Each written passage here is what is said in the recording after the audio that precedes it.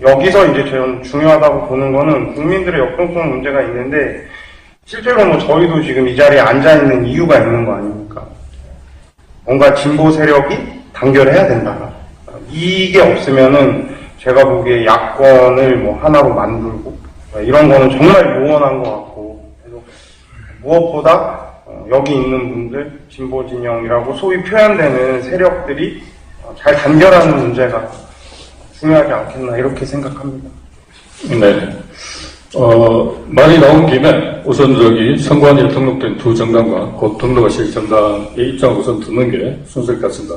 그래서 주제는 두 가지로 우선 각 당의 총선 대응 전략을 우선 짧게 이야기를 해주시고, 진보 정당 혹은 진보 세력의 연대 방안, 보강, 연대의 필요성과 그 방법, 이렇게 표현할 수 있겠습니다. 에 대해서는 어떻게 생각하시는지 두 가지 주제를 좀 짧게. 정당의 입장에 대해서는 저희가 이제 어제까지도 이제 중앙회의를 좀 했었고 결론은 나지 않았는데요. 기본적으로 방금 이제 사장님이 말씀하신, 그리고 이제 여러분들이 가장 궁금해하는 정권 심판론 1대1 구도, 여기서 사실 개인적으로든 당으로든 약간의 회의적입니다. 왜냐하면 지금까지 우리가 선거 때마다 1대1 구도 이야기를 했고 정권 심판론을 이야기했지만 세상은 변함이 없습니다. 특히 야당도 마찬가지입니다. 오히려 좀 전에도 말씀드렸지만 그 구도 속에서 자생할 수 있는 소수 정당이나 가치와 정책을 중심으로 한 정당들이 소멸돼가는 이런 한계들을 저희는 너무나 많이 봤어요. 저희 복지과당도 사실 어렵게 처음했지만 5개 지역에 5,000명의 당원을 모았습니다.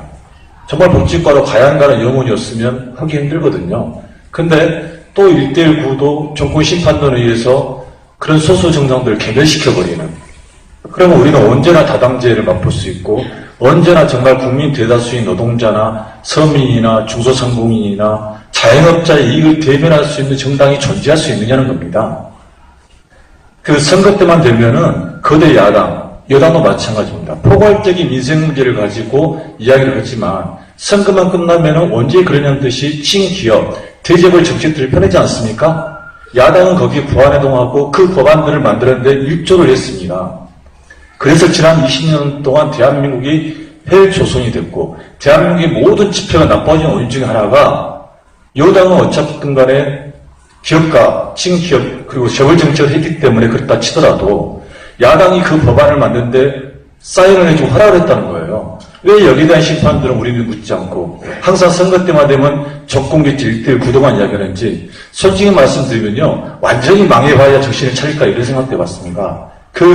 죄송합니다 말씀한다는, 저는 이번에 근로자 파견제 그 법을 보면서 솔직한 심정입니다. 저 됐으면 좋겠다. 왜냐하면 5천만 원 이상 전문직에 대한 해당자가 포함이 되기 때문에 우리 사회의 주류를 이루고 있는 의사, 교수, 전문직이 다 포함됩니다. 이제 55세가 넘으면 5천만 원 연봉을 받던 교수들이 물러나야 돼요. 그분들이 어떻게 아우성 치는가를 한번 보고 싶습니다. 왜냐하면 그동안 그들의 상관은 무관했기 때문에 이 사람들이 사회에 나서지 않고 사회 문제에 등한시했는데 이제는 본인들의 피부로 다가오는 그 상이 된 거죠. 그래서 근로자 파견제가 5천만 원 이상의 전문직에 포함이 되기 때문에 솔직히 말하면 그분들이 한번 당해봤으면 하는 가슴도 있습니다. 그래서 저희 당에서는 이제 기본적으로 정권 심판론 1대1 구도, 이 구도 속에 몰려가는 이런 정치를 하고 싶지 않다. 그럼 어떻게 할 것이냐. 저는 복지국가에 동의하는, 정말로 대한민국 위한다는 사람들을 가지고 정당 투표를 통해서 최대 5% 목표를 통해서 투석이라도 국회에 들어가면 저희들이 그동안 복지국가를 준비했던 담론을 가지고 국민들에게 승부하겠다는 게 저희의 전략 중에 하나입니다. 두 번째로는 친부정당에 대해서 간단히 말씀드리면, 새들이 각기 지저거리면 그게 소음입니다. 그러나 새들이 한데 어울려가지고 목소리를 내면 아름다운 하음이 되는데, 그동안 우리 진보정당이나 진보정치가 과연 새들의 각기 소리처럼 국민들에게 소음으로 들리지 않았나. 이게 아름다운 울림과 감동으로 와서 세상에 변화가 되지 않고, 총론에는 동의하면서도, 예를 들어서 박근혜 심판이나 해외조선을 구하자고 하면서도, 강론으로 가면서는 각기 분열되는, 그래서 새들의 지적임이 소음으로 국민들에게 비춰지지 않나, 여기에 대한 반성이 전제돼야 한다고 저는 생각합니다. 이상입니다. 네, 고맙습니다. 서거리 합창이 어떻게 가능할지도 나중에 한번 물어보도록 하겠습니다. 순서대로 이렇게 말씀해 주시죠. 예, 노동당. 먼저 노동당의 공식적인 이번 선거 대응은 우선 전략지역구에서 유효한 정치 세력으로서 자기 위치를 정립한다라는 것 하나 하고, 두 번째로는 우리 의제를 가지고 비례 선거 운동을 함으로써 노동당의 가치와 노동당의 정치를 노동자 민중에게 알리고 그분들과 함께 갈 수 있는 여지를 마련하겠다라는 것입니다. 그리고 민주노총 정치 방침이 나온 그 과정도 있지만 그 전후를 경험하면서 당내에서는 어쨌든 노동자 민중 진영과 함께 열린 자세로 진보 정치의 새로운 어떤 판을 짜기 위한 노력을 계속해서 한다라는 내용을 가지고 있습니다. 여기까지가 이제 그 당의 공식적인 입장이고요. 이제부터는 제가 제가 가지고 있는 생각을 좀 말씀을 드리겠습니다. 아까 우리 김은진 대표께서 극우 정당의 출연을 막아야 된다. 물론 이것은 이제 그 후보가 되셨기 때문에 말을 굉장히 돌려서 말씀하신 거겠습니다만, 원래 제가 이 토론의 제안을 받았을 때 이 제목이 새누리당 장기집권 저지라는 내용이 있었습니다. 극우 정치를 막자 새누리당 장기 집권을 저지하자라는 게 과연 야권 단결 또는 진보 정치 단결의 의제가 되어야 되는가? 대단히 회의적입니다. 제 경험상 87년 그 헌법 이후에 지금까지의 어떤 선거는 항상 안티테제만이 진보 진영의 어떤 주제였습니다. 이번에는 군사 정권을 막자, 이번에는 한나라 집권을 막자, 또 이제는 새누리당 집권 저지로 나옵니다. 이 결과 어떻게 됐었느냐? 진보 정치가 가지고 있는 가치라는 것은 항상 선거 시기에 될 놈을 밀어줘야 된다는 판 때문에 다 무너졌습니다. 국민승리 21이 97년도에 대통령 선거를 했을 때 그 선거운동을 한 직후 개표장에서 권영길 대표 우리 후보가 앞에 있는데 뒤에서 DJ가 당선이 되자 만세 부르는 사람들을 봤습니다. 2002년 대선 때 마찬가지였습니다. 그렇게 열심히 노력을 해서 3% 넘는 우리 후보의 권영길 후보의 득표를 얻었는데 그 뒤에서 노무현 대통령이 당선되자마자 만세를 부르던 사람, 그 사람도 거기 왜 우리 당에 와서 우리 후보 뒤에서 앉아있다고 만세 부르는지 좀 모르겠어요. 그 이후에 어떻게 됐느냐? 결국은 그 사람들이 그런 어떤 움직임들이 통큰 단결, 비판적 지지 이러다가 계속해서 보수 야당 수혈하는 걸로 다 끝났습니다. 그리고 지금 결과가 어떻게 됐습니까? 저는 그래서 이렇게 안티테제를 가지고서 어떤 야권의 단결 내지는 진보의 결집을 얘기하는 것은 유효하지 않다, 지속성이 없다 라고 생각을 합니다. 그래서 오늘 이 자리에서 만약에 얘기가 된다라면은 적어도 진보가 분열해 있다라는 것 자체가 위기고 그래서 1대1을 만들어야 된다라는 얘기를 자꾸 가야 되는데 우리가 집착할 필요가 없지 않느냐, 그런 합의가 좀 필요하지 않느냐라고 생각합니다. 아시다시피 보수는 부패로 망하고 진보는 분열로 망한다고들 얘기를 하는데 저는 진보가 분열 안 하면 보수가 분열합니까? 보수는 뭘 지켜야 되는지가 너무나 명확한 사람들입니다. 분열할 이유가 없어요. 근데 진보는요, 여러분들 잘 아시겠지만 아직까지 우리가 쥐어보지 못한 세상을 얘기하는 사람들입니다. 서로가 쥐어보지 못한 것에 대한 생각이 다르고 판이 다릅니다. 어떻게 항상 같이 갈 수가 있습니까? 진보의 분열은 필연이고 운명입니다. 그걸 극복하면서 어떻게 같이 갈 것인가를 만들어 나가는 것이 우리의 과제이긴 하나 그 분열이라는 것이 두렵고 지금 갈라져 있는 것 때문에 아무것도 못하고 새누리당 집권을 못 막겠다 이런 식으로 가서는 저는 발전이 없다고 생각합니다. 그래서 적어도 민주노총이 선거연합정당을 내놨을 때 제가 가졌었던 기대 또는 거기에 대한 비판, 좀 이따 기회가 있으면 그 말씀을 드리겠습니다만 저는 그런 것들 다 우리가 한 군데다 몰아놓고 지금부터 우리가 해야 될 건 그 우리가 얘기하는 진보정치는 뭐냐, 이것에 대한 합의부터 먼저 이루어져야 되는 거 아닌가라는 겁니다. 더민당도 진보냐, 안당도 진보냐, 그러면은 지금 더민당하고 뭔가를 하려고 하는 정의당은 진보라고 봐야 되느냐, 여기에 대해서 우리 아무 합의 없지 않습니까? 저는 이런 부분부터 차근차근 어떤 과정을 밟으면서 우리가 처해 있는 현실부터 바라보는 것이 이번 총선을 준비하는 것이고 이어지는 내년 대선, 후년 지선까지 진보 정치가 자기 역할을 할 수 있는 어떤 터전을 마련하는 기회가 될 거라고 생각을 합니다. 안티테제만 가지고는 진보 정치가 자기 목소리를 낼 수 없고 자기 존재를 이해할 수 없다. 그동안의 경험이 그렇다.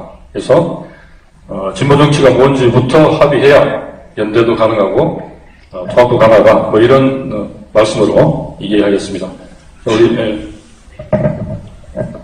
신진영당원, 예, 그 두 분이 아주 좋은 말씀하셨는데요. 특히 이제 우리 노동당에서 말씀하신 거는 아주 내용은 저는 100% 동의합니다. 근데 그 합의는 이번 총선 전에도 안 될 거고 대선 가도 안 될 거라고 생각합니다. 그럴 것 같으면 이번에 만약에 정의당으로 전체가 다 통합하자라고 얘기를 누가 꺼냈습니다. 만약에 그러면 모두가 모여서 전부 다 정의당으로 들어가는 방안에 대해서 매우 구체적으로 토론을 했었어야 됩니다. 그러니까 이제 현실 자체 그렇지 않다는 거를 여기 계신 분들이 다 알고 계신다고 보고요. 저는 이렇게 봅니다. 하나는 이제 국민승리 21부터 얘기를 했는데 민주노동당이 있을 때 평균적으로 13%가 나왔습니다. 득표율이. 기억하시겠지만 그리고 2006년도 노무현 집권기에 지방자치 선거를 했을 때 25%까지 나온 적이 있습니다. 자, 총선 의석으로 보면 통합진보당 때까지 해서 그 흐름이 평균 13%가 나왔고 의석이 유의미하게 10석, 11석 정도가 나왔었습니다. 자, 진보정당들이 분열되고 나서 2014년에 6.4 선거 때 통합진보당, 정의당, 노동당, 녹색당 그때는 복지국가당이 없었습니다. 그렇게 4개의 정당이 9.81%를 받았습니다. 자, 뒤집어 말하면 진보정당이 분열의 극을 달하는 상황 그리고 대중으로부터 공식적으로 매우 비판을 받는 2014년도 상황에서도 총체적으로 합쳐서 약 10%의 지지가 나왔다는 겁니다. 자, 우리가 보통 부동층이나 이제 무당층을 얘기할 때 한 30에서 35%가 있다 이렇게 말을 합니다. 자, 그런데 실제 많은 연구 조사를 보면 그 30에서 한 35% 중에 3분의 2, 그러니까 약 20에서 25% 정도는 매우 급진적인 사회로의 정책 전환을 원하는 층입니다. 그 급진적으로 사회가 바뀌기를 원하는 층, 그 중에 13%가 꾸준히 민주노동당 같은 이런 진보정당을 꾸준히 지지했던 것이고 약 12% 정도는 선거 때마다 전략적인 투표를 해왔습니다. 그게 아까 말씀하신 비판적 지지다 이렇게 볼 수 있겠습니다. 자, 그런데 이번 총선 구도는 이제 바뀐 게 많습니다. 아까 제가 짧게 말씀드렸었는데 새누리당이 있고 민주당이 있는데 안철수당이 생긴 겁니다. 근데 안철수당이 새누리당을 지지했던 사람들을 잡아당긴 면은 분명히 있습니다. 그것 때문에 현재 야권 단일화가 되면 1대1 구도가 되면 야권이 이길 가능성이 높아졌다라고 평가들이 나오는 겁니다. 실제로 그전까지 범야권 지지자층이 그전에는 한 55에서 60% 정도였는데 최근 보면은 약 70%까지 나옵니다. 자, 그런 상황으로 봤을 때는 그게 전혀 무의미한 건 아니라고 봅니다. 자, 중요한 건 뭐냐면 그걸 어떻게 힘으로 만들 거냐가 중요한 건데 현재 민주당이나 국민의당은 그걸 힘으로 만들 생각을 현재까지는 하고 있지 않습니다. 더 중요한 것은 민주노동당 같은 제3당의 입장에 서서 현재 진보정당들이 있는 게 아니라는 겁니다. 현재 제4당의 입장에서 정의당이 있는 거고요. 아까 말씀드린 대로 정의당은 이미 민주당과 선거 연대를 시작을 했습니다. 그러면 나머지 노동당이든 녹색당이든 복지국가당이든 시민혁명당이든 또 청년이 새로 추진력을 만들어서 만들든 또 해산된 통합진보당 우리 그룹들이 어떻든 다시 한번 시도를 하던 중요한 것은 제4당이 아닌 제5당부터의 시도가 시작된다는 뜻입니다. 2014년에 보여준 것은 각각의 정당들이 분열해서 나왔을 때는 10%는 나올 거다라는 건 증명을 했다는 뜻이기 때문에 이렇게 말할 수 있습니다. 매우 구체적으로 보면 이번에 정의당에서 수도권에 46명의 후보가 나옵니다. 지방까지 다 합쳐서 약 70명 정도가 후보가 나올 거로 예상이 됩니다. 그런데 정당 지지율이 정의당이 얼마나 나올 것인가? 제가 볼 때는 3에서 4% 정도 나올 거라고 봅니다. 많은 분들은 3% 또는 그 언더가 나올 거라고 예측을 하고 있습니다. 자, 노동당의 경우는 지역구 후보가 매우 작을 거라고 봅니다. 그렇지만 노동당의 정당 지지율은 기본적으로 나옵니다. 녹색당은 지역구 후보가 5명이지만 녹색당의 정당 지지율은 이번에 꽤 유의미하게 나올 가능성이 높다. 그러니까 2에서 3% 정도로 약진할 가능성이 높다라고 지금 보여집니다. 자, 그렇다 보면 복지국가당이든 시민혁명당이든 정당들이 전부 출연했을 때에는 당의 득표율, 즉 그것을 약 10% 정도를 가지고 나누는 꼴이 될 겁니다. 자, 그러면 지역구를 보면은 정의당부터 해서 노동당, 그 다음에 녹색당, 또 복지국가당, 시민혁명당 포함해서 지역구에서 과연 당선자가 나올 것인가, 이게 중요합니다. 자, 종합적으로 이렇습니다. 첫째는 2012년 통합진보당 또 이런 진보정당들의 사퇴 이후에 우리가 그런 말을 많이 합니다. 일반 대중들이 진보를 버렸다, 이런 얘기까지 합니다. 이번에 분열된 상태로 진보정당들이 선거를 치렀을 때는 비례로 해서 당선이 될 가능성이 있는 곳이 하나, 두 석 정도. 지역구에서 나올 수 있는 게 하나 정도, 둘 정도.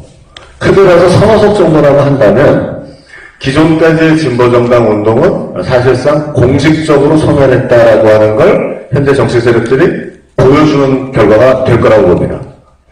그러니까 우리 현재 진보진영의 정치 세력화라고 하는 거에 고민의 초점은 여기서 시작해야 된다라고 생각을 합니다. 자, 두 번째, 그렇다면 총선 결과가 현재 그렇게 예상이 된다면 지금 당장 시점에서 어떻게 할 것인가, 이게 이제 중요한 과제가 되어야 될 것이고요. 두 번째는 총선 이후에 어떻게 될 것인가가 또 고민되어야 될 겁니다. 우리가 아까 전제에서 새누리당이 또 여대 야소를 만든다면 다른 상황이 펼쳐질 거고요. 어쨌든 야권이 최대한의 선거 연대를 통해서 여소야대를 만들어낼 수 있는 방법은 없을까 하는 것도 우리가 고민을 해봐야 되고요. 또 하나는 매우 구체적으로 진보 쪽에서는 비례를 바라보는 선거 전술 말고 지역구에서의 실질적 연대를 통해서 지역구에서의 진출이 가능한 방법은 없을까라는 걸 창의적으로 고민해야 될 시점이라고 봅니다. 그런 것들이 진행되지 않고 막연함을 갖고서 지금 논의할 단계는 이미 지났다라고 말씀드리고 싶습니다. 네, 감사합니다.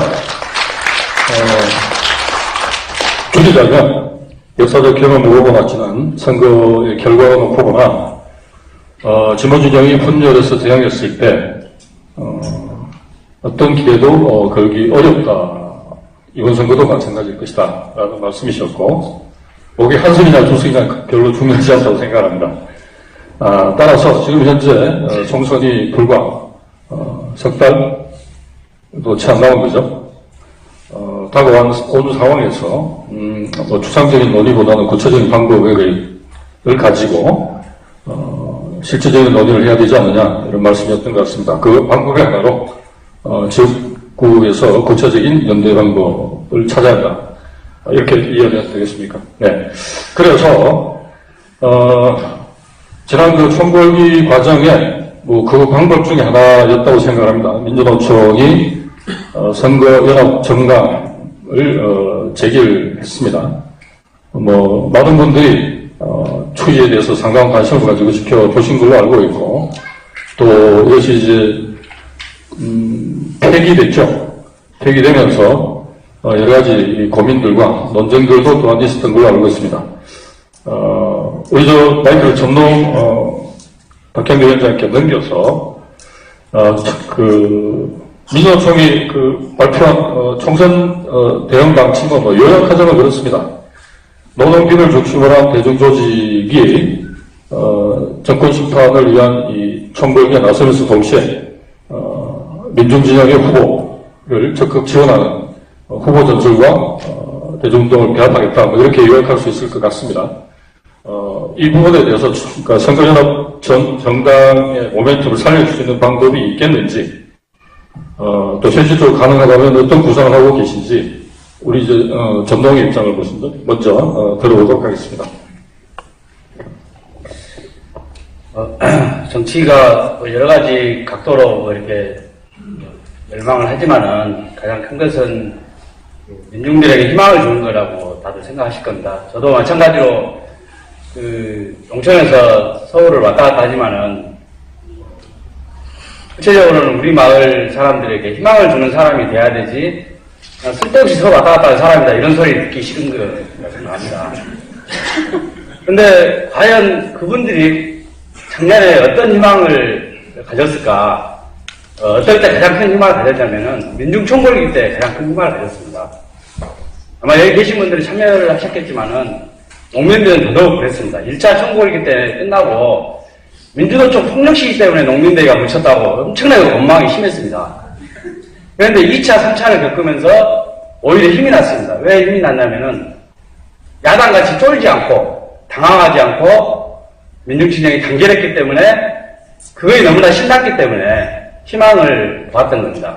저는 진보 정치가 이런 성과를 이어가지 않고 다른 데서 길을 찾기가 지금 어렵지 않냐고 생각을 합니다. 1차 총궐기는 우리가 밧줄을 가지고 싸웠다면 2차는 가면을 들고 3차는 꽹가리를 들고 싸웠다면 4차가 2월 27일 날 있습니다. 참고로. 5차 민중총궐기는 4월 13일입니다. 그런데 4월 13일 민중총궐기를 정말 해야 될 민중총궐기를 준비하지 않는 것에 대해서 너무나도 답답해하고 있다고 생각합니다. 이 상태로 하면 5차 민중총궐기는 쭉정농사로 다 예상을 합니다. 이 쭉정농사를 그대로 우리가 방치할 것이냐, 뭔가를 해야 되지 않냐라는 그런 절절한 마음들이 모아지고 있는 시점이라고 생각을 합니다. 5차 민중총궐기는 부뚜껑 들고 하는 민중총궐기입니다. 4월 13일은. 그런 마음으로 우리가 접근을 한다면은 많이 풀리지 않겠냐 생각합니다. 왜냐하면 지금 각자가 가지고 있는 정치적 입장이라든지 이론을 가지고 하나를 뭉치기는 어렵다고 합니다. 그래서 우리가 할 수 있는 것은 너무나 잘했던 것을 가지고 해야 한다고 생각합니다. 그 잘했던 것은 민중총궐기의 정신이라고 생각합니다. 이거 하나만 가지고 한번 단계를 하면은 우리가 우리 마을 분들에게 희망을 줬던 것처럼 5차 민중총궐기 4월 13일 총선은 우리 마을 분들한테 저는 희망을 줄 수 있습니다. 그럼 어떻게 할 거냐? 그런 어떤 정신을 민주노총이 선거연합 정당으로 제안을 했을 때 많은 분들이 기대를 가졌고 농민에도 적극적으로 함께하자는 그런 흐름이 조성이 됐습니다. 그렇지만은 전농도 그렇듯이 민주노총도 대중단체가 이것을 결정하는데 많은 어려움이 있는 건 사실입니다. 그러다 보니까 좌절됐지만은 그 정신을 이어가야 한다고 봅니다. 누구든지 이어가야 한다고 봅니다. 안 됐기 때문에 포기한다는 것은 5차 민중총궐기를 저는 포기한 거라고 생각합니다. 그래서 지금이라도 우리가 2월 달에 더 뜻을 좀 모아서 절절한 사람들이 다시 좀 힘을 모아서 그 이름이 선거연합 정당이든 또는 민중총궐기 당이든 우리 민중신앙이 함께 모아서 가는 이런 그릇을 만드는데 우리가 모든 노력을 다해야 한다고 합니다. 그 시기가 4월 13일 후보 등록을 앞두고 그 시기가 너무 촉박해서 될 수도 있을지 몰라도 그런 우리의 마음을 모아진다면 세상을 바꿀 수 있는 희망을 우리가 열어갈 수 있다고 생각합니다. 그래서 그런 마음으로 전농이 함께 하고 또 그런 어떤 당도를 가지고 여러 사람들이 의견을 모아가서 합니다.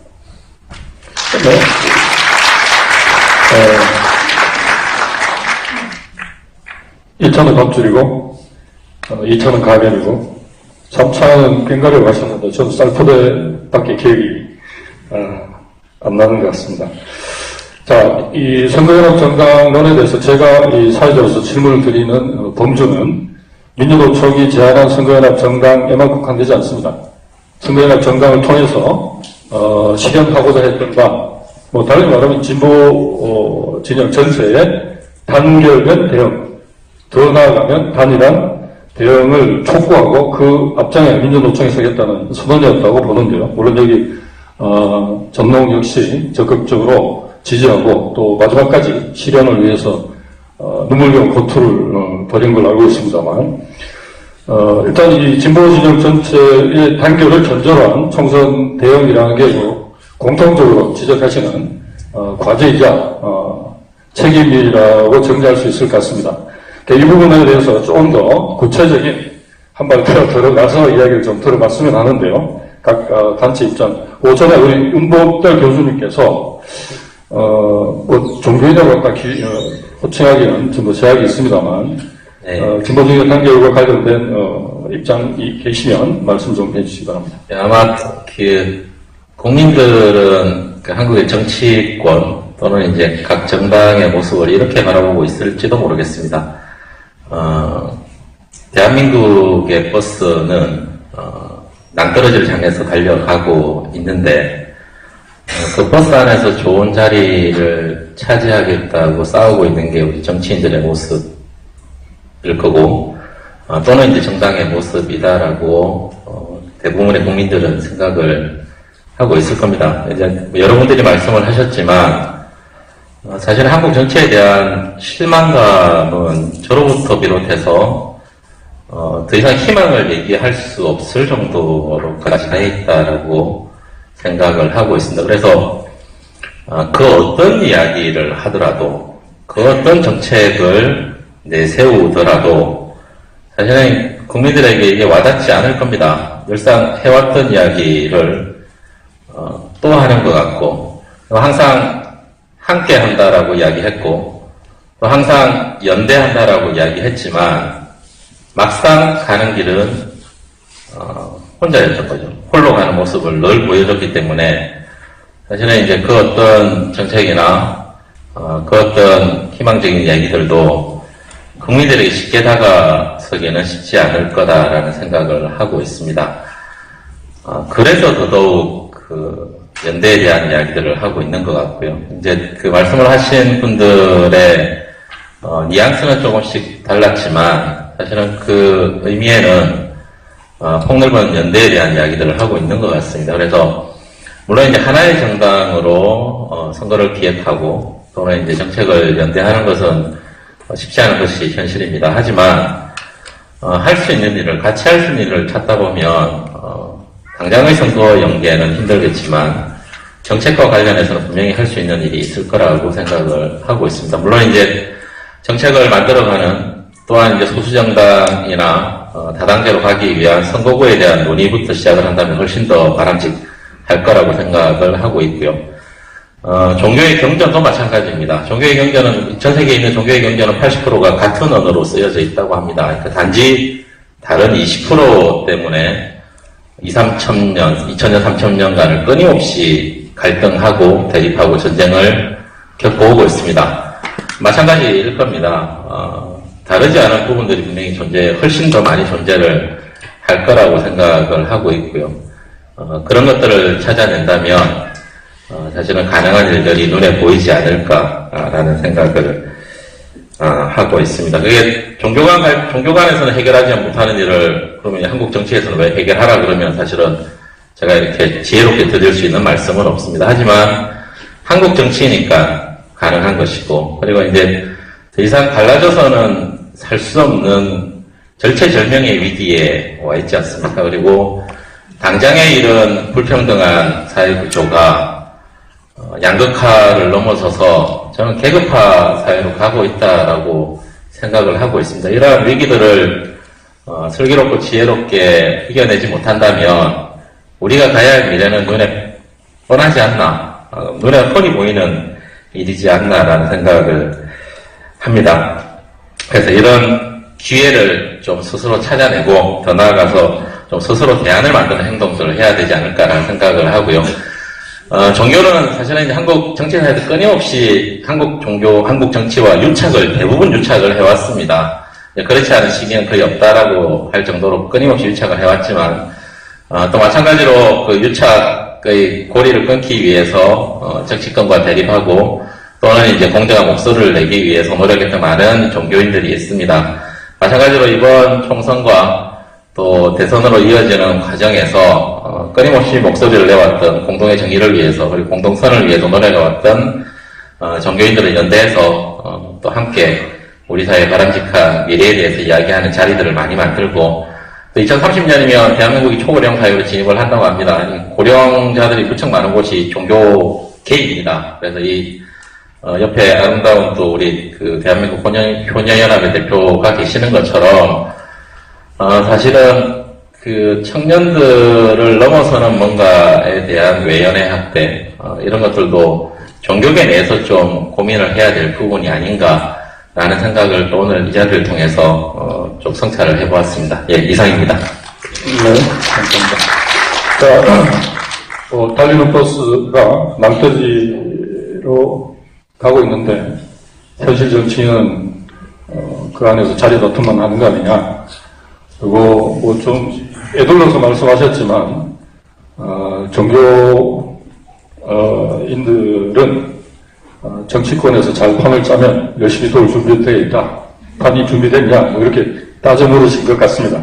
그리고 청년들 넘어서는 독자적인 활동 계획에 대해서도 말씀해 주셨고요. 시간이 상당히 좀 지났습니다. 사실 이제 여기서 어떤 정치적인 합의나 결론을 도출하기는 대단히 힘들다고 생각합니다. 다만 이후에 진행될 실질적인 정치 세력들, 정당 간의 이 토론과 단결을 위한 다양한 논의에 어떤 그 멍석을 깐다고 할까요? 표현이 뭐 적절한지 모르겠습니다만 내 역할만 하더라도 상당히 능력있다고 생각을 하고요. 마지막으로 집중적으로 좀 묻고 싶은 질문은 그럼 어떻게 단결할 것인가 하는 거겠죠. 자, 선거연합정당의 정신을 살리고 진보 진영이 단합된 대응을 하기 위해서는 어떻게 해야 될 것인지 또 어떻게 하고자 하는지 부분에 대해서 전체 참여자들에게 묻겠습니다. 김은정 교수님부터 마지막 발언이라고 생각해 주시고 단결의 방법과 나름의 비책 있으시면 기탄 없이 소개해 주시기 바랍니다. 선거법 위반 아닐 것 같습니다. 제가 80년대 대학을 다녔는데요. 그때부터 해서 지금까지 이제 한 30년 사회에서, 그러니까 고등학교 때까지 이제 오로지 학교에서 공부하는 세월을 제외하고 사회라는 걸 알기 시작하면서 지금 약 30년이 조금 지났습니다. 아까 말씀하시면서 55세 대학 교수들 이제 잘려봐야 정신 차린다 이렇게 말씀하실 때 뜨끔했습니다. 몇 년 안 남아가지고요. 그래서 야 이거 정말 잘해야겠다. 안 그러면 내 밥줄이 끊기는구나라는 생각을 했는데 제가 30년 이 사회와 관련된 걸 하면서 끊임없이 해왔던 이야기, 그러니까 제 주변, 저도 마찬가지고 제 주변에 있는 많은 사람들이 끊임없이 해왔던 이야기 중에 하나가 뭐냐면 운동은 도대체 무엇이고 정치는 도대체 무엇이냐에 관한 거였다고 생각을 합니다. 그래서 굉장히 많은, 지금도 똑같은 것 같습니다.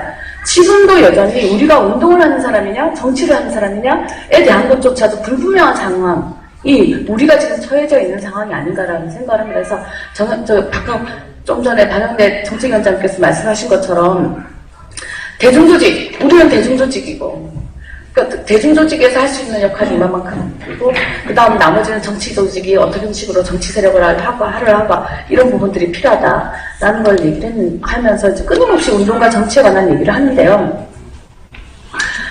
그리고 아까 말씀하실 때 또 진보는 분열로 망한다라고 하는 말씀과 그 다음에 진보는 분열이 본질이다. 이것도요 SNS나 뭐 이런 온갖 글 보면은 수만 명이 한 얘기입니다. 한쪽에서 진보는 분열로 망한다더니 꼴 좋다 이러면 한쪽에서 진보는 원래 분열이 본질이다. 꼭 이 논쟁 붙습니다. 저는 그게 지금 오늘 2016년 1월 30일 우리가 이 자리에 모인 이유라고 생각을 합니다. 도대체 진보가 분열이 본질이냐 아니면 진보가 분열로 망하는 것이냐 라는 거를 논의하기 위해서 여기에 모인 게 아니라고 생각을 합니다. 그게 아니라 정말로 우리가 바꾸기를 원한다면 어떻게 바꿀 것인가, 누구를 믿고 바꿀 것인가의 문제라는 거죠. 노동자 농민들이 물론 다양한 안도 나오고 폐기도 되고 지금 그 폐기된 것 때문에 누군가는 좌절을 할 것이고 누군가는 더 노력을 하자는 얘기를 할 것이고 뭐 여러 가지 이유라고 생각합니다. 하지만 지난 오랜 세월 동안 우리가 믿어왔던 것은 기존의 정치권이 아니었습니다. 우리가 믿었던 것은 노동자, 농민, 서민, 청년 학생들이었습니다. 지금도 당연히 노동자, 농민, 청년 학생, 서민들을 믿고 가야 된다고 생각을 합니다. 버스에서 좋은 자리, 뭐가 중요합니까? 버스가 땅떨어지게 떨어지게 생겼는데요. 그래서 저는 지금이라도 늦지 않았다고 생각합니다. 누군가는 반드시 실현을 해야 되고, 누군가는 이것을 위해서 정말로 밑바닥에서부터 노력을 해야 된다고 생각을 하고요. 그것이 뭐냐면, 가장 낮은 수준에서라도 연대를 하자라는 것입니다. 가장 낮은 수준에서 연대조차도 안 된다면, 그것조차도 안 된다면 우리가 앞으로 어떤 것에서 무엇을 꿈꿀 수 있겠습니까? 그래서 지금 현재 선거연합정당, 그거 유사한 때도 마찬가지, 아까 민중총궐기당도 괜찮다라고 말씀하셨는데, 농민들이 제2의 강기갑, 제2의 김선동을 얘기를 하는 건, 이 절박함에 대한 것들을 우리가 여기에서 답해야 할 시간이라고 생각을 합니다. 특히나 기존의 정치권에 몸을 담겠다라고 생각을, 그 다음에 적어도 이제는 더 이상 운동이 아니라 정치를 해야 된다라고 생각을 한 사람이 있다면, 제2의 김선동, 제2의 강기갑을 만들기 위해서 저 절박함을 고수하고 있는 노동자, 농민, 청년, 학생, 서민들에게 답해야 하지 않겠습니까? 그리고 그 답은 가장 낮은 수준이라도 좋다. 통합과 연대 어떻게 할 것인가? 이제 다 내려놓고 얘기했으면 좋겠습니다. 네, 잠깐 여쭤봐도 될까요? 가장 낮은 수준이라 하시면, 예를 들어, 어떤, 예를 들 수 있을까요? 아까, 하는데요. 제가 안티테제 얘기 많이 합니다. 그죠? 안티테제 얘기를 많이 하는데, 사실은 그 안티테제의 뒤에 우리가 정말로 원하고 있는 이야기가 있다고 생각을 합니다. 겉으로 내세울 때 그것이 단어로 쓰이기에 참 편한 단어이기는 하지만 그 편한 단어 속에서 뭉칠 수 있는 기회가 훨씬 더 넓어진다고 생각합니다. 동의가 되는 부분들이 넓어지기 때문이죠. 그래서 뭔가 하나가 있는데 적어도 이거는 아니어야 되겠다라고 생각하면 나머지가 다 뭉칠 수 있는 거 아닙니까? 저는 그래서 비록 그것이 단어로 표현될 때 안티테제처럼 보인다 하더라도 정말로 중요한 의제라고 생각을 하고요. 이 부분에 대한 부분을 같이 논의를 했으면 좋겠습니다. 네, 감사합니다.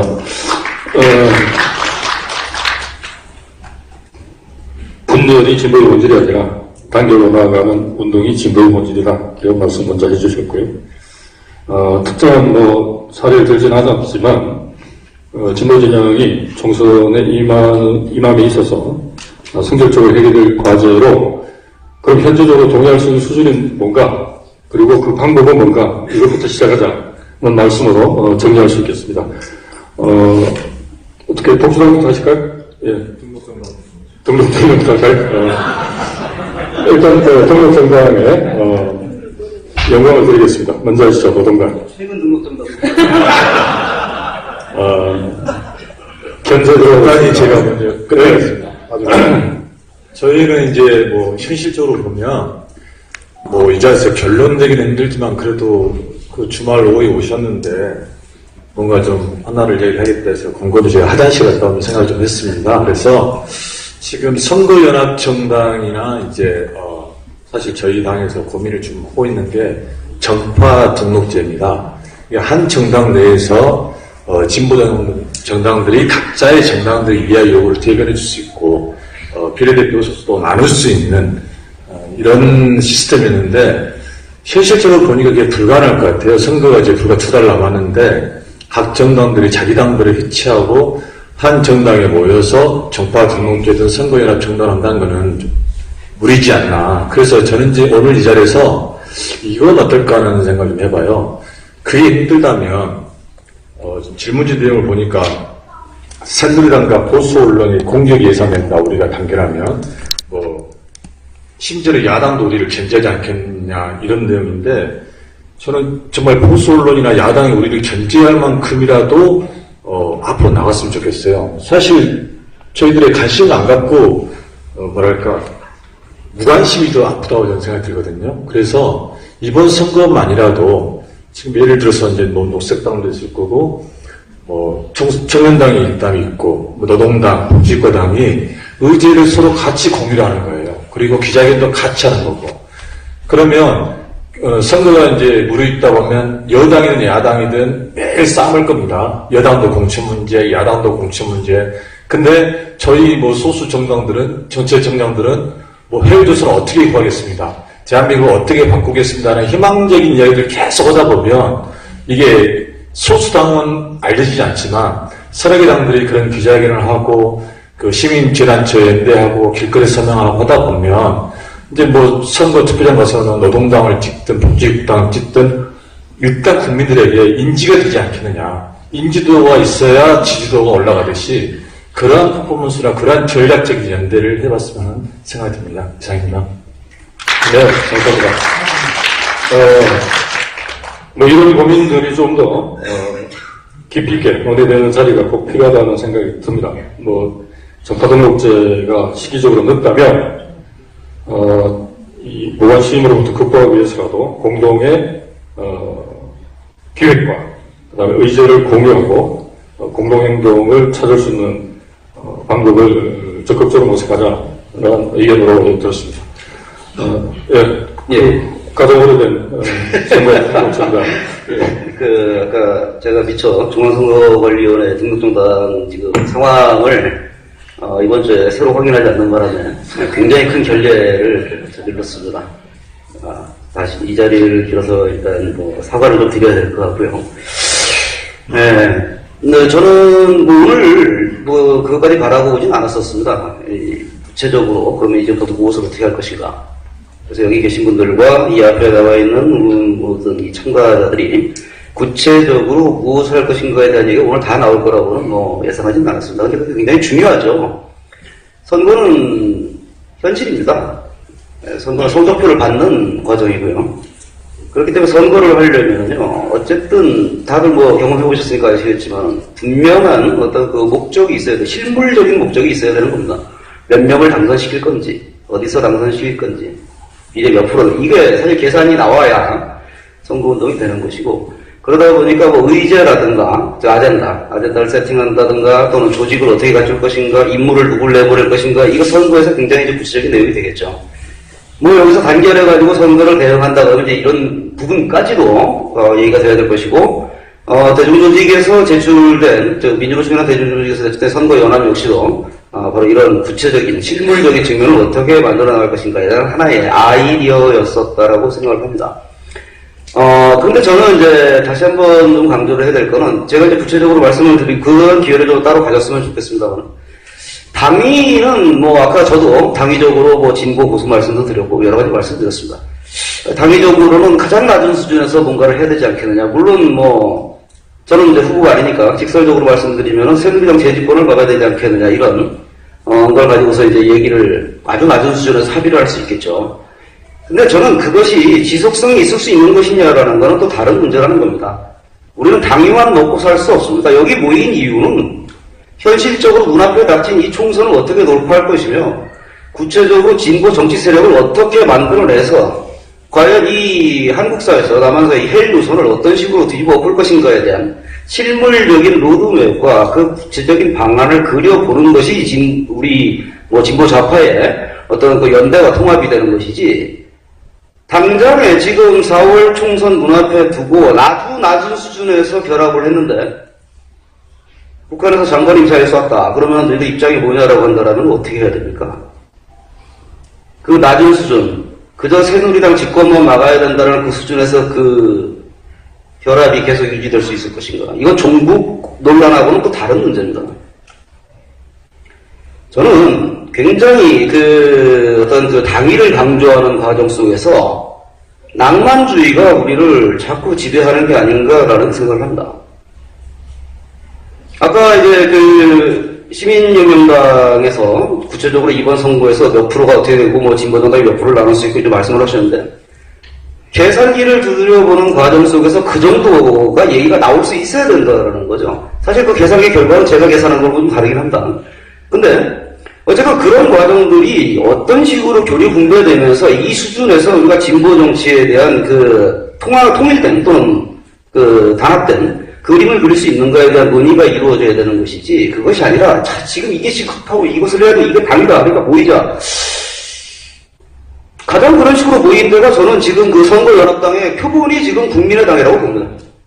국민의당의 미래에 대해서는 제가 구체적으로 설명 안 드리더라도 여러분 다 예상하고 계실 겁니다.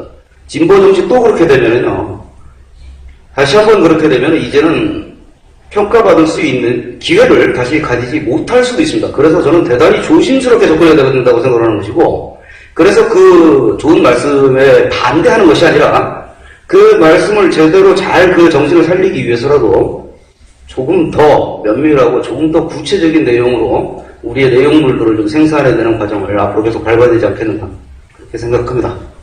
네, 고맙습니다.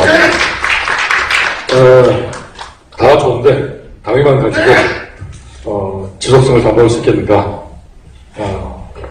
가장 낮은 수준의 연대를 다른 표현으로 하면 외부적인 압력이나 조건의 변화에 가장 약할 수도 있지 않겠는가? 보다 장기적이고 공고한 단결 혹은 연대를 위한 모색이 동시에 진행되어야 된다 이런 말씀이시죠. 그리고 뭐 이거는 답변을 굳이 요구하는 건 아닙니다만 오늘 이 자리에서 구체적인 결론을 내릴 수 없다고 생각하신다고 했는데 뭐 전적으로 동의한다. 그런 목적의 자리도 아니고 이후에 이런 논의를 지속적으로 방금 말씀하신 대로 계속해 나갈 구상이신 거죠? 당에서? 네, 뭐 그런 당연한 제안을 계속 지금 하고 있습니다. 네, 알겠습니다. 자, 우리 제가 크게 세 가지 말씀드리겠습니다. 저는 매우 구체적인 얘기를 하겠습니다. 첫 번째는 가장 낮은 수준의 연대에서 지금 우리 여기 모인 모든 사람들이 할 수 있는 건 우리 김은진 교수님이 익산 시장을 출마합니다. 그래서 그걸 돕는 게 저는 첫째라고 봅니다. 그래서 우리가 알고 인천 넥토를 다 동원해서 익산에서 김 교수가 당선될 수 있도록 그렇게 도와주면 좋겠습니다. 선거법 이건 아니죠? 자, 두 번째는 저희가 시민혁명당이 어떻게 보면 이제 광장의 촛불 시민들을 대표하기 때문에 시민혁명당을 매개로 해서 사실은 기존에 이제 정의당, 노동당, 또 이제 우리 해산한 통합진보당, 또 민주노총, 전농, 청년 이렇게 여러 많은 정당과 제4회 단체들이 통합과 연대에 관한 의논을 쭉 해왔습니다. 자, 그래서 어쨌든 지금 결론적으로 현 단계에서 통합이 쉽지는 않지만 어쨌든 노동, 농민, 그 다음에 청년, 또 우리 학계, 종교계 포함해서 최대한의 통합 노력은 앞으로도 할 필요가 있다라고 생각이 듭니다. 세 번째로 매우 구체적인 총선 이번에 대응에 대해서 말씀을 드리면 오늘 이 제안을 통해서 다음 기회에 매우 구체적인 진보진영의 선거 공동 대응에 관한 어떤 이런 전략 토론회 같은 게 좀 있었으면 합니다. 하나는 이렇습니다. 우리가 잘 아시는 이탈리아의 오성운동이라는 게 있습니다. 5가지 문제를 갖고 한번 썩어빠진 이런 체제 교체, 시대 교체 이런 걸 한번 해보자 하고 했는데 상당히 의미가 있었습니다. 그게 지금 우리들은 논의를 할 때 민중총궐기 이제 11대 과제라고 지금 표현이 되는데 그 중에 5개를 뽑던 11개를 그대로 가던 살을 더 붙여서 20개를 가던 어쨌든 공통의 의제를 만들자 그리고 확정하자. 두 번째 정부에서 노동당, 녹색당, 그 다음에 복지국가당, 시민혁명당까지 다 합쳐서 전 지역구를 다 내기가 쉽진 않을 겁니다. 그 다음에 민주당이나 안철수당도 전 지역구를 내는 건 쉽지 않습니다. 자, 그래서 구체적으로 이렇게 생각해 봅니다. 첫째, 진보정당들은 공동의 의제를 설정한다. 그리고 그 공동의 의제를 갖고 지역구에 나가는 후보들을 활동하도록 한다. 그래서 진보정당들은 각 지역별로 진보정당들 자체는 후보 단일화를 해낸다. 그리고 그 힘을 가지고 민중운동단체나 사회단체, 종교단체, 학계들이 연합을 해서 야권 단일화를 하는데 최대한 기여를 한다. 라고 하면 지역에 따라서는 진보정당의 후보들이 새누리당과 1대1 구도로 맞서게 되는 환경을 최소 저희 판단으로는 최소 10석 이상은 만들 수 있다고 봅니다. 10개 이상은. 그러니까 새누리당과 민주당이 1대1로 또 붙을 거고 새누리당과 국민의당이 1대1로도 붙을 수 있고 그렇지만 새누리당과 진보정당들의 후보들이 1대1로 붙는 공간도 만들어낼 수 있다는 뜻입니다. 이거를 절대 포기해서는 안 된다는 겁니다. 그래서 그 절차에 대해서 제가 지금 간단하게 말씀을 드렸습니다. 요걸 제안하는 거로 해서 일단은 하겠습니다. 네. 이슈민정당이 상당히 구체적으로 선거 전술과 방안까지 짜주신 것 같습니다. 이후에 다른 정당 단체에게 구체적으로 아마 제안이 갈 것 같습니다.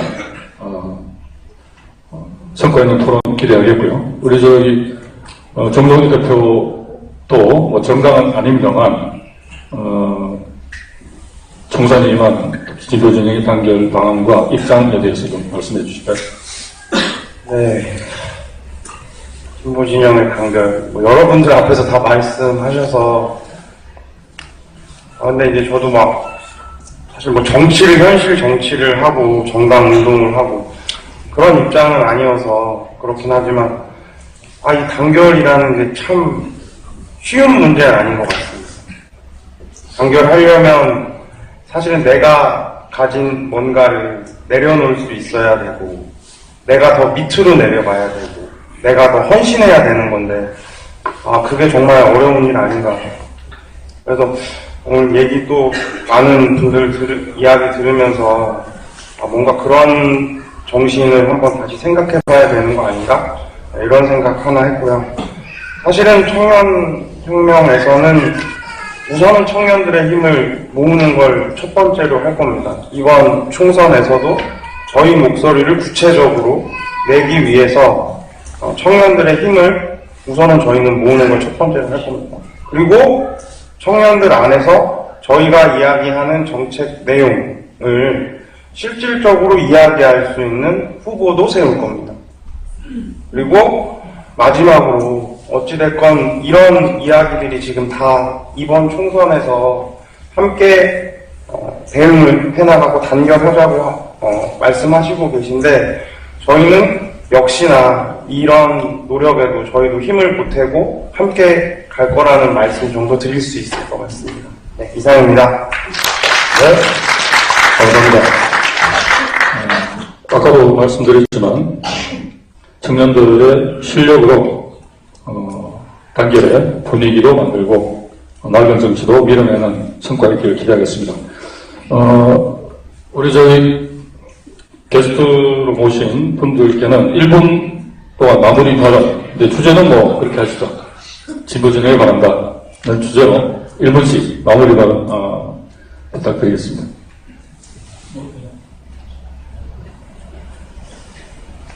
예, 저는 말씀 잘 들었고요. 현재 이렇게 진보 정당이 난립되는 상황에서 총선을 친다는 것은 진보 진영이 심판받는 선거가 될 수 있다. 이 현실을 우리 스스로 인정하고 여기에다 대책을 세우지 않으면은 민중에게 희망을 주는 일을 어떤 것도 할 수 없지 않냐, 이런 위기감의 바탕에서 올라오고 있다고 생각합니다. 그래서 오른쪽에 계신 분들은 아무래도 이제 정치운동을 하시니까 좀 구체적인 방안들을 제시했지만은, 하여튼, 앞서 말씀드렸지만 자기 농사가 있어야 됩니다. 자기 농사는 진보정당으로 표현되는데, 이 문제를 해결하지 않고서는 1대1 구도를 만들다 아무 필요 없는 것은 남의 농사 짓고 있는 거래하고 똑같습니다. 그래서 이 진보정당 문제를 해결해야 되는데, 그 해결 방법은 저는 민중총궐기가 가장 단결할 수 있는 유일한, 실천적인 경험이고, 기준이 될 수 있다고 생각을 합니다. 그런 정신으로 우리가 모아져야 되고, 앞서 한세용 신부님이 동학농민혁명 이야기를 했는데, 동학농민혁명군들이 모일 때 굉장히 힘들었습니다. 역사적으로 보면은 전봉중 장군이 깃발을 드니까 구름대 같이 농민들이 모인 것이 아니라, 모이는 과정에서 엄청난 내부 갈등들이 존재를 합니다. 그래서 그 표현이 사발통로로 나타납니다. 사발통로는 주모자들을 숨기기 위해서 사발통로를 쓴 것이 아니라, 그때 당시에 여러 가지 의견들을 함께 존중하고 모으기 위해서, 그리고 그걸 바탕으로 해서 북진하기 위해서 이 사발통로를 씁니다. 지금 우리는 그런 사발통로를 쓰지 않으면 역사를 만들 수 없다고 생각합니다. 그런 마음으로 적어도 우리가 2월 달에는 서로가 그런 마음, 이 사발통로를 한번 쓴다 이렇게 생각하고, 우리 자기농사, 진보정당의 힘으로 총선을 돌파하는 이런 노력을 하고 있습니다. 네, 감사합니다. 정리하지 않겠습니다. 네, 게스트기 때문에 진보전형이 잘 단결됐으면 좋겠습니다. 완벽히 기울어진 땅이지 않습니까? 정치 지형, 선거구도, 법제도, 심판도, 내지는 마당 자체도 완벽히 기울어져 있습니다. 분열의 구도는 상징 조작을 업으로 하는 공작 정치의 기본, 가장 근본적인 기제죠. 그 분열의 마당의 틀에 악용당할 소지가 있다. 사실은 아까 이런 생각이 들었었습니다. 선거 때만 되면 1대1 구도다, 내지는 뭐, 안일하다. 사실은 비지기적 관점에서 본다라면 우리를 돌아본다라면 우리는 선거를 위해서 지난 4년간 무엇을 했던가. 사실은 우리 스스로 인들이 워낙 미약하기 때문에 이런 기본적인, 기초적인 논의를 한다고 봅니다. 모든 이야기의 결론적으로 저는 항상 이야기하는 게 국민이 정치의 목적이고 국민이 정치의 주체이다. 그들은 변화와 개혁을 바라는 대부분의 국민들은 조선 진보진영만이라도 단행되길 바란다라는 여러분들이 있다. 그들의 입장 속에서 우리의 조직을 내려놓을 수 있겠는가? 그것이 관건이라고 저는 봅니다. 네, 저는 이상입니다. 고맙습니다.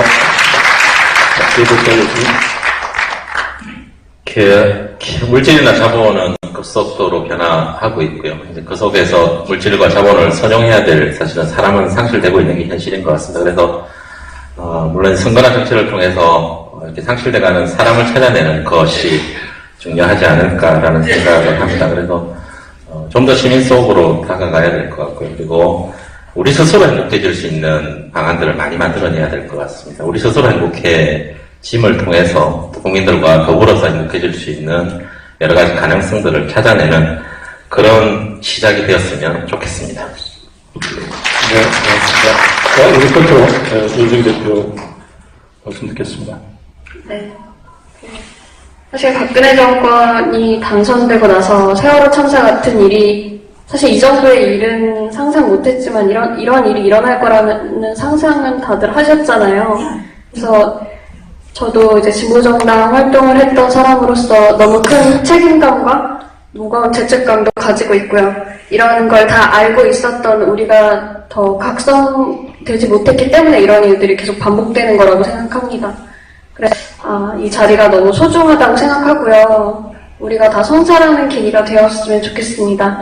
또 말씀하신 것처럼 저도 정치가 정말 뭘까, 왜 정치에서 사람들이 자꾸 소외되는 걸까에 대한 본질적인 질문을 하는 게 오히려 급할수록 그 본질에 더 집중을 하는 게 우리에게 가장 큰 전략이 되지 않을까, 그런 고민을 많이 하는데요. 특히 청년들이 요즘에 신종교가 되게 많이 나타나고 있다고 해요. 청년들이 자기 삶의 문제를 각계각진으로 그렇게 풀어가는 거죠. 정치가 아니라. 그래서 옆에 종교인 계시지만, 저는 우리의 경쟁 상대는 새누리당이 아니라 교회라고 생각하거든요. 그러니까 사람들이 자기 삶의 문제를 정치로 해결하게끔 우리가 삶의 언어를 사용하고 삶의 프레임을 가지고 와야 된다고 생각해요. 그래서 사실 진보연합정당은 정말 만들어져야 하지만 진보 진영이라는 단어 자체보다 인간에 대한 이 상식 이런 걸 중심으로 사람들에게 말을 걸고 함께 할 수 있게 해야 되지 않을까. 네, 이상입니다. 시간이 상당히 지났습니다. 저희 법안에 스타카토로 진행을 못한 탓이라고 생각을 하고요. 그래서 여기 오신 청중들께 양해를 좀 구해야 될 것 같습니다. 지금 지휘응답 시간을 갖기에는 저쪽에서 이미 시간이 지났기 때문에 다른 기회가 꼭 있을 것이라고 생각을 하고 또 그런 자리를 한번 만들도록 하겠습니다. 진옥 선생님이 얼마 전에 윤회를 달리 하셨는데요. 살아생전에 가장 강조하시던 말씀이 변방론이었습니다. 변방이야말로 민중들의 희로애락이 살아 숨쉬는 공간이죠. 새로운 세상을 꿈꾸는 혁명의 모태라고 말씀하셨습니다. 여기도 우리 모두가 변방인이라고 생각합니다.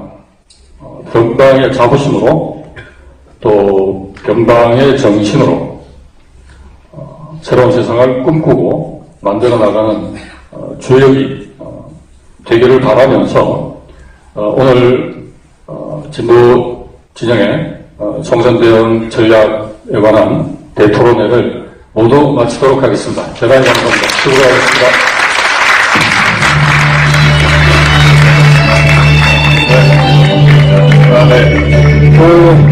지금까지 1시간 반 정도 이제 토론이 진행됐는데요. 지금까지 토론해주신 이 토론자분께 큰 박수 한번 부탁드리겠습니다. 잠시 이제 토론을 끝났는데 잠시 좀 이제 자리를 앉아주시면 이 자리에 함께 계신 분들, 아까 소개하지 못하셨던 분들 추가로 좀 소개를 좀 드리겠습니다. 오늘 이렇게 토론회를 진행을 했는데요. 독립운동가 후손님께서 이렇게 이 자리에 함께 와 계십니다. 해서 이렇게 소개해주면 큰 박수 좀 부탁드리겠습니다. 외국지사 신숙 선생님 손잡이입니다. 신현엄님 오셨습니다. 큰 박수 부탁드리겠습니다. 독립운동가 신선 김창숙 선생님 손잡이십니다. 김창님 오셨습니다. 큰 박수 부탁드리겠습니다. 저 뒤쪽에 계십니다. 네. 유정근 독립운동가 지사님의 아들인 유병성님 오셨습니다. 큰 박수 부탁드리겠습니다. 독립운동가 이원근 지사님의 손자분이십니다. 이승봉님 오셨습니다. 네, 이렇게 한 자리 오셨는데요. 네, 큰 박수 부탁드리겠습니다. 또 이어서 좀 잠깐 한 5분 정도 이렇게 좀 시간을 좀 부탁드리겠는데요. 자리에 앉아주시면 오늘 그 첫 시간 때 그 대회사를 좀 이렇게 하시기로 이렇게 오셨던 우리 민주당 정치포럼 상임 대표님이 좀 늦으셔가지고 인사 말씀 못 하셨습니다. 그래서 끝나는 마당에 좀 이렇게 가시는 길에 좀 말씀을 좀 드리도록 하겠습니다. 큰 박수로 김원우 상임 대표님 모시도록 하겠습니다.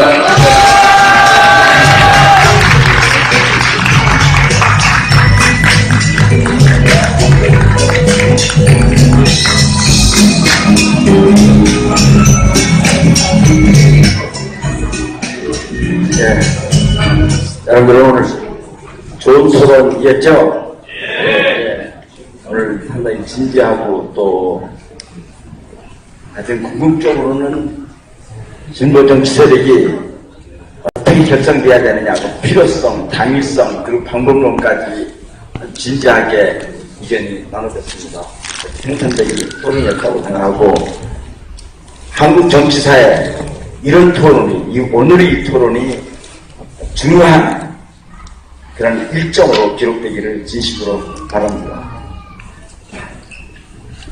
알바체국이라고 하는 데서 보니까 2005년도 가장 인상 깊은 상징되는 그러한 신조가 뭐냐 그러니까 1번이 금수저 흑수저 논쟁, 2번이 헬조선이라고 얘기합니다. 제가 저 함께 몸을 담고 있는 민주주의 국민행동 상임대표이신 함성 신부가 얼마 전에 이런 말씀을 하시더라고요. 현 정권을 말할 때 특히 박근혜 정권은 참 거짓말 잘하는 정권이다. 그리고 독한 정권이다. 그리고 나쁜 정권이라고 역사에 기록될 것이다. 이 함성 시인님이 하신 말씀인데 여러분들 공감하시죠? 예. 저는 특히 여기 오늘 우리 독립운동가 후손이 한 몇 분이 오셨습니다. 근데 그분들에게 합류한 이유 중에서 중요한 이유가 우리 독립운동, 우리 대한민국의 독립운동의 정통성이 우리 헌법에 기재되어 있는데 그것을 흔들려고 하는 박근혜 정권에 대해서 더 이상 참기 힘들다.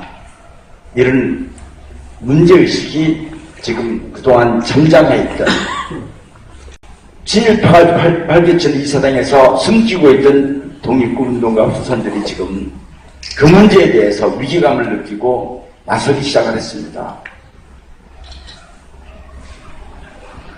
친일을 미화하고 독재를 찬양하는 그러한 교과서를 자라는 세대에게 가르치려고 하는 것은 그것은 범죄 행위입니다. 그런 의미에서 박근혜 정권은 범죄 정권입니다.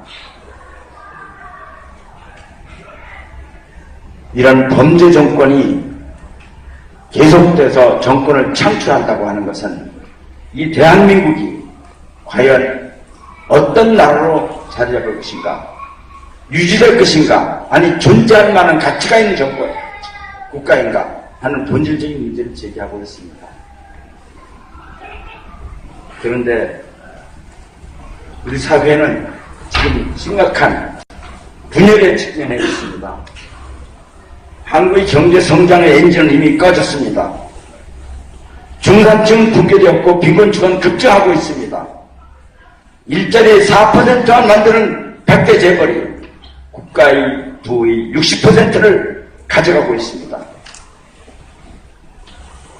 하위 50%의 서민들이 단지 전체 국가 부의 1.7%만 가져가고 있고 이것이 갈수록 1년에 거의 1%씩 낮아지고 있습니다. 0.1% 낮아지고 있습니다. 우리 사회의 불평등이 그것이 개인의 능력의 차이 때문이 아니라 사회적 불공정성이 때문이다 이렇게 생각하는 청년들이 무려 70%나 달하고 있습니다. 그리고 그 대한민국, 이런 대한민국을 지배하는 그 세력의 그 중심에는 바로 친일파와 그 후손이 있습니다. 이들은 지금 민족을 이간시켰는데 혈안되고 있습니다.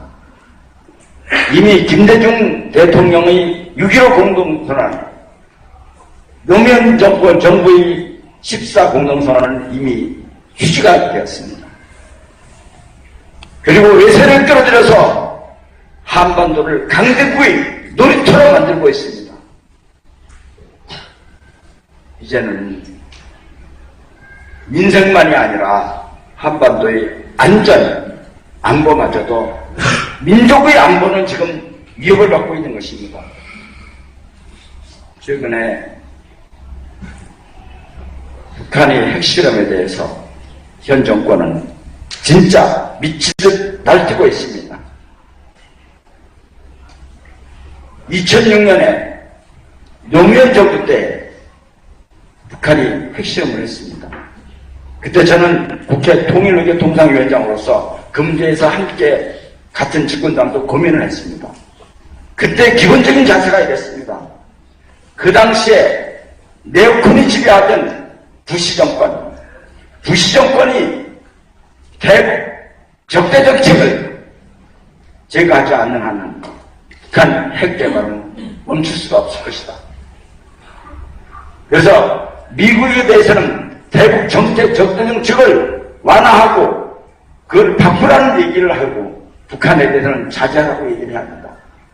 만약에 그 얘기를 안 하고 미국에 대해서 아무 말도 하지 않고 북한에 대해서는 핵실험을 하지 말라고 하는 것은 비겁한 정권이다.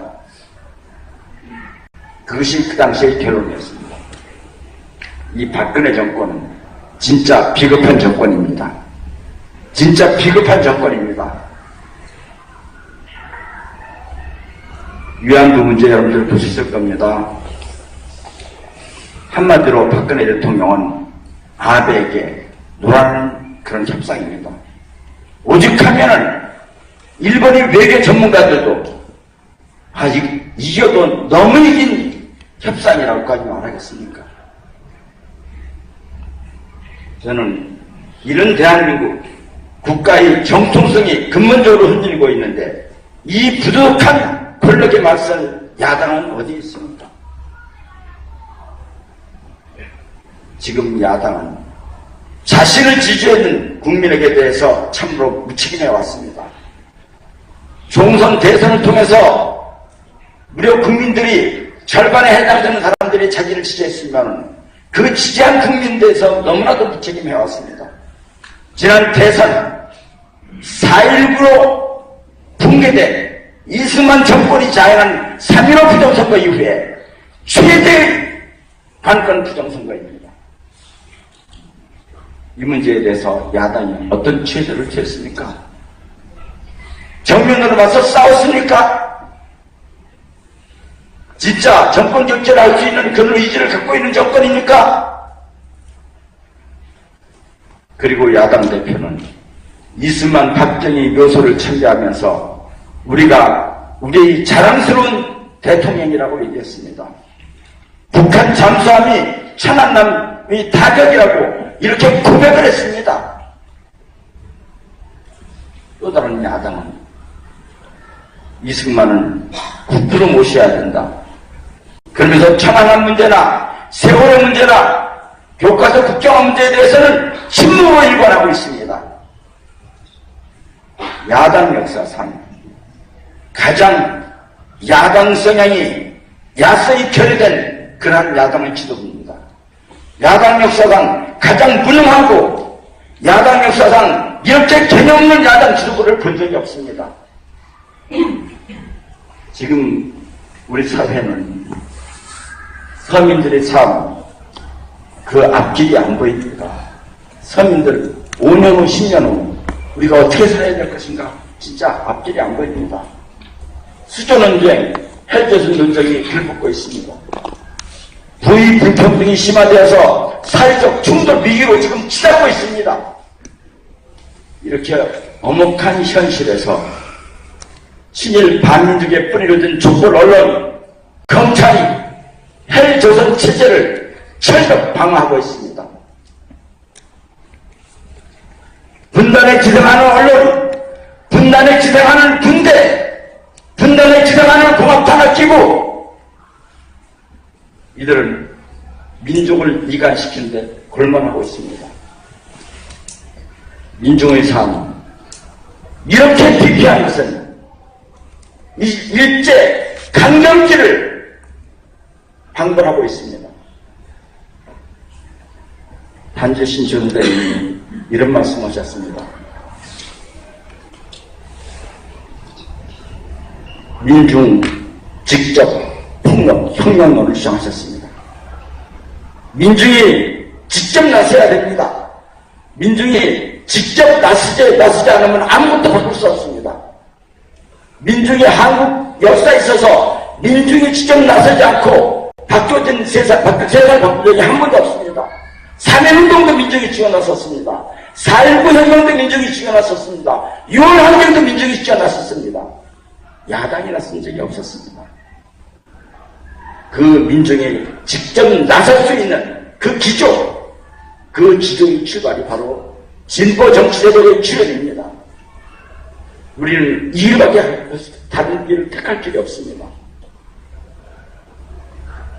이 진보의 길을 가장 우리가 열악한 상황에서 출발합니다. 그렇지만 이것이 가장 정의의 길일 수도 있습니다. 민중이 피부로 와 닿을 겁니다. 이 진보의 길만이 민중이 지지하는 것을 피부로 와 닿는 것이 다가오고 있습니다. 이걸 우리가 준비를 해야 됩니다. 이 준비 시발점이 오늘 이 대통령이라고 생각합니다. 여러분들 오늘 이 자리가 비록 조촐하고 또 내부에서 아주 고민이 있긴 하지만 이 출발이 진짜 위대한 출발, 위대한 민족의 길을 여는 새로운 출발이 될 거라는 그런 확신을 갖고 끝까지 이 길을 놓치지 않기를 바랍니다. 감사합니다.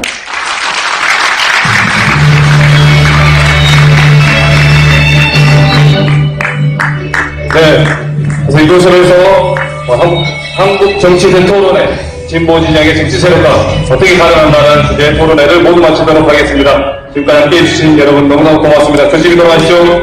다음에 또 뵙겠습니다.